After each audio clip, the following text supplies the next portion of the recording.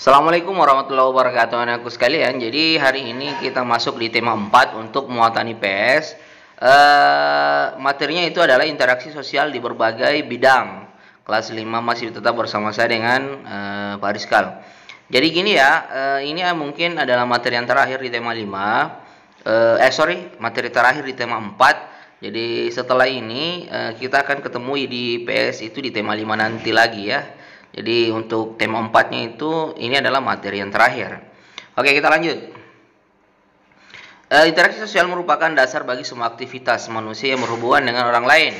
Proses interaksi tidak dapat dilepaskan dari kehidupan sehari-hari. Proses interaksi ini dapat terjadi apabila ada pertemuan dua orang atau lebih. Selain itu, interaksi terjadi karena adanya kepentingan pemenuhan kebutuhan masyarakat di berbagai bidang seperti berikut. Jadi ini saya sudah jelaskan di video pertama yang dulu ya. Jadi ini kan kita berbicara tentang berbagai bidang. Yang paling pertama itu adalah di bidang ekonomi. Jadi kepentingan ekonomi adalah kepentingan seorang yang saling bergantung satu sama lain. Hubungannya dalam perdagangan dan kebutuhan, pemenuhan makan, sandang dan papan. Makan itu untuk makanan yang kita makan. Kalau sandang itu artinya kebutuhan yang dipenuhi setelah kebutuhan pangan atau makanan itu sudah terpenuhi. Kalau papan itu tempat tinggal ya. Interaksi dalam ekonomi dapat kita jumpai di pasar atau tempat pembelanjaan, di tempat terjadinya proses interaksi ekonomi. Jadi interaksi ekonomi ini dapat kita temukan di mana? Di pasar. Paling banyak itu di pasar ya. Orang berinteraksi satu sama lain antara pembeli dengan penjual itu kita bisa lihat di pasar atau kalau sekarang itu swalayan atau di mall-mall seperti itu. Untuk lebih jelasnya silakan dibaca kelanjutannya ya, karena ini juga sebenarnya tidak terlalu butuh penjelasan yang banyak. Yang penting kalian bisa baca, insya Allah kalian akan pahami. Oke, kita lanjut ya. Kemudian yang kedua, di bidang politik. Jenis kepentingan ini digunakan oleh para anggota pemerintah dan anggota partai politik untuk menjalankan kekuasaan negara. Di dalam kepentingan politik terdapat juga kepentingan keamanan dan pertahanan. Kepentingan ini secara umum ditandai dengan adanya proses interaksi politis dan kesepakatan untuk menjalankan negara. Jadi gini ya, di bidang politik juga itu tetap ada namanya interaksi sosial antara satu yang lain. Misalnya di partai politik itu otomatis akan ada interaksi di dalam partai tersebut antara anggota dengan anggota, ketua dengan anggota. Kemudian antara partai dengan partai itu tetap ada interaksi seperti itu. Untuk apa? Berinteraksi untuk membahas atau menjalankan negara dengan baik, untuk kesepakatan menjalankan negara dengan baik.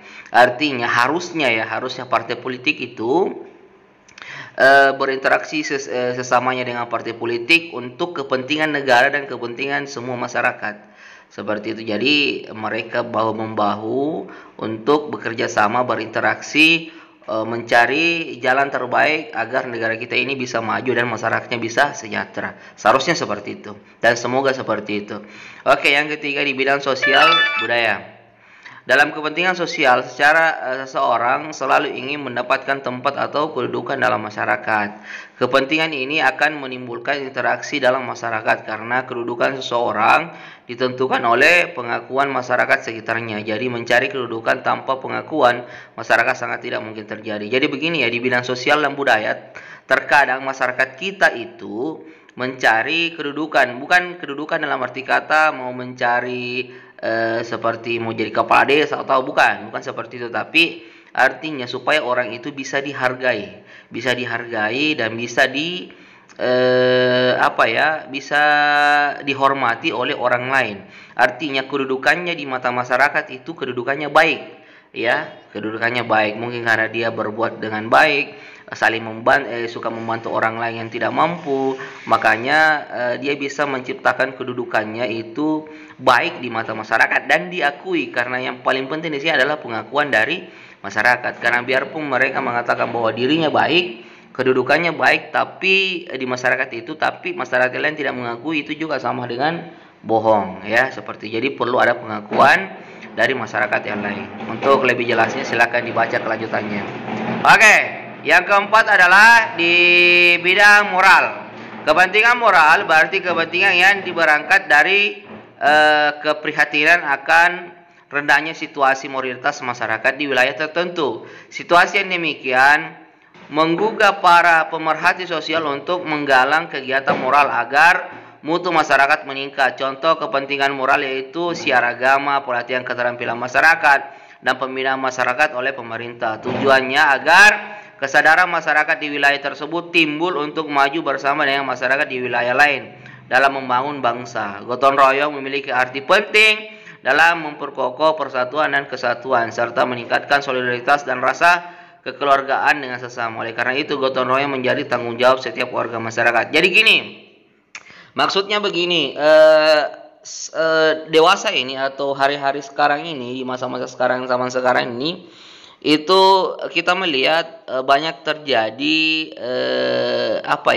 tindakan-tindakan amoral. Artinya amoral itu apa? Artinya tindakan yang tidak bagus. Orang yang lebih muda itu biasa dia menganggap remeh orang yang lebih tua, artinya tidak menghargai orang yang lebih tua. Kemudian kalau amoral itu lebih parah lagi, dia berbuat yang tidak seharusnya dia lakukan, misalnya mencuri, kemudian berbuat jahat, berbuat yang di luar kebaikan, namanya amoral ya.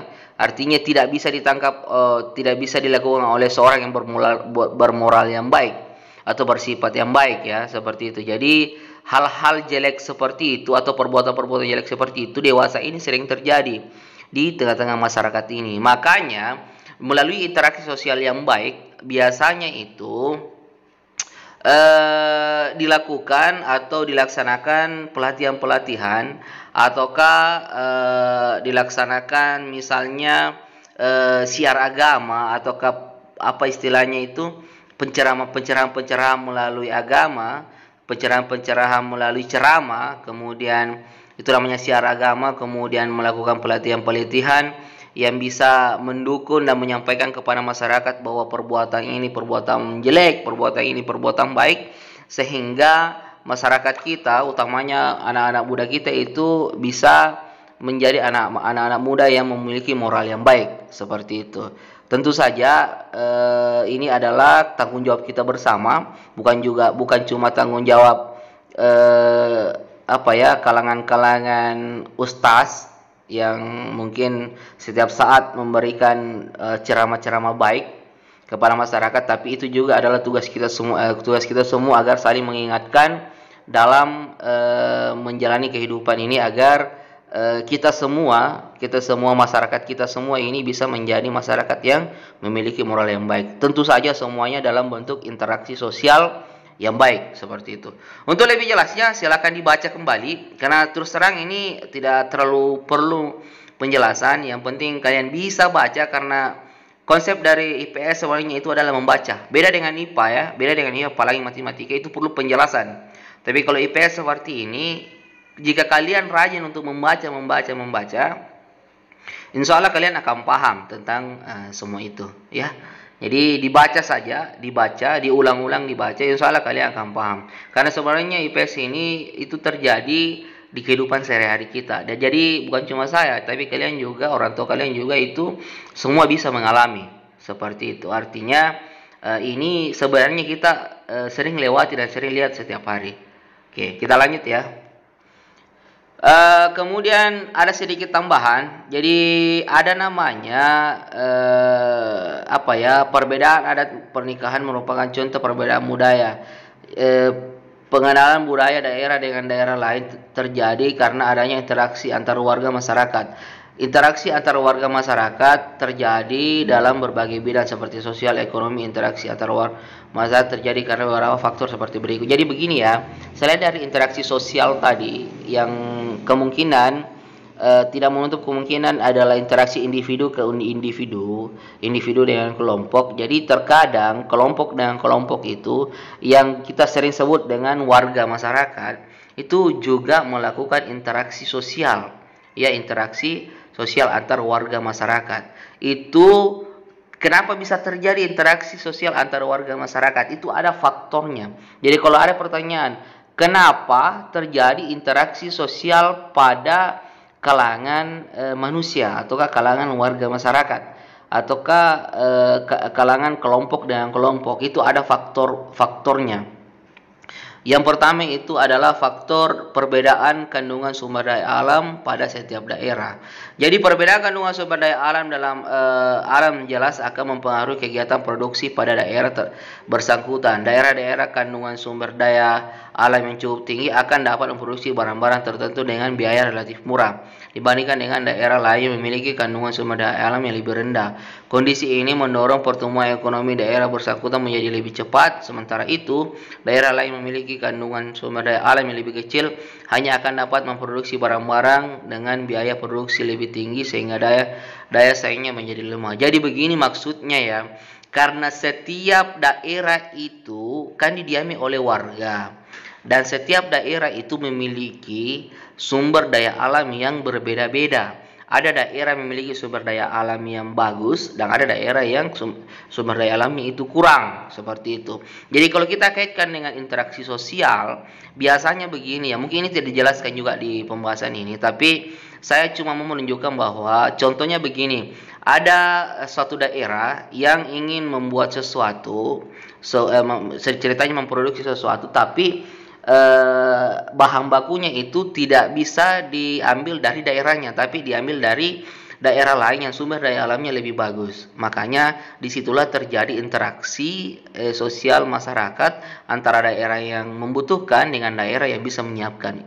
Kurang lebih seperti itulah, ya, kurang lebih seperti itu. Kemudian yang kedua adalah perbedaan kondisi demografis. Apa itu demografis? Demografis adalah perbedaan tingkat pertumbuhan dan struktur kependudukan, perbedaan tingkat pendidikan dan kesehatan, perbedaan kondisi ketenagakerjaan, dan perbedaan dalam tingkah laku dan kebiasaan serta etos kerja memiliki masyarakat daerah yang bersangkutan. Kondisi demografis ini dapat mempengaruhi ketimpangan pembangunan antar wilayah karena hal ini akan mempengaruhi terhadap produktivitas kerja masyarakat pada daerah yang bersangkutan. Jadi begini ya. Demografis artinya tingkat pertumbuhan dan struktur kependudukan. Artinya terkadang dalam sebuah daerah itu di dalamnya masyarakatnya itu sudah semua berpendidikan. Di dalamnya masyarakatnya itu dalam segi kesehatan semua sudah paham. Tapi terkadang ada daerah lain yang kependudukannya itu didiami oleh orang yang mungkin kasihan tidak memiliki pendidikan yang bagus. Jadi seperti itu. Sistem interaksinya itu harusnya daerah yang memiliki penduduk yang mungkin pendidikannya lebih bagus itu merangkul daerah yang mungkin pendidikannya yang kurang bagus untuk saling berbagi pengetahuan tentang apa saja. Kemudian masalah perkembangan kependudukan, perkembangan daerah itu otomatis akan berpengaruh. Otomatis bagi daerah yang di dalamnya banyak orang berpendidikan, banyak yang etos kerjanya tinggi karena mungkin pendidikannya yang bagus, biasanya daerahnya akan cepat berkembang dibandingkan dengan daerah yang keadaan penduduknya itu di dalamnya kurang memiliki latar belakang pendidikan yang bagus, seperti itu. Ya, jadi interaksi sosialnya di sini bagi yang daerahnya memiliki pendidikan yang bagus itu merangkul daerah yang kurang memiliki pendidikan yang bagus dan sama-sama bisa membangun daerah yang ceritanya membantu penduduk daerah tersebut untuk membangun daerahnya. Jadi bukan dari daerah lain membangun daerah kita, bukan, tapi kita sendiri yang membangun daerah kita, tapi atas bantuan dan petunjuk dari penduduk dari daerah lain yang mungkin memiliki pengetahuan dan pendidikan yang lebih bagus daripada kita. Itu yang dimaksud. Ya, kurang lebih seperti itulah. Kemudian di sini ada, bisa kalian baca karena video ini sudah terlalu panjang.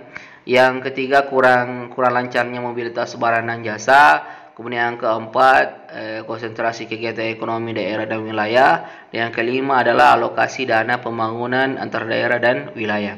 Jadi di sini ada 3 lagi faktor Jadi di sini semua ada penjelasannya. Silakan kalian baca secara berulang-ulang. Insya Allah dengan kalian membaca itu bisa dipahami. Karena ini sebenarnya adalah pengetahuan tambahan. Yang intinya sebenarnya yang kita perlu tahu di sini adalah interaksi sosial antara individu dengan individu, interaksi sosial antara individu dengan kelompok, serta interaksi sosial antara kelompok dengan kelompok. Oke, cukup sekian. Untuk hari ini, sampai ketemu di tema 5 untuk muatan IPS ini. Karena untuk muatan IPS ini yang terakhir. Jadi kalaupun misalnya nanti ada ulangan, mungkin saya akan konsentrasikan ke video yang pertama untuk tema 5 ya. Kalau video yang kedua ini mungkin materi-materi awal saja. Kalau yang materi-materi faktor tadi ya tidak usah terlalu dipelajari lah, cukup dibaca saja. Karena nantinya insya Allah saya tidak akan keluarkan di ulangan karena itu terlalu banyak. Dan sebenarnya itu tidak terlalu masuk dari pembahasan kita. Tapi tidak ada salahnya juga saya sampaikan. Oke, wabillahi taufiq wal hidayah. Assalamualaikum warahmatullahi wabarakatuh.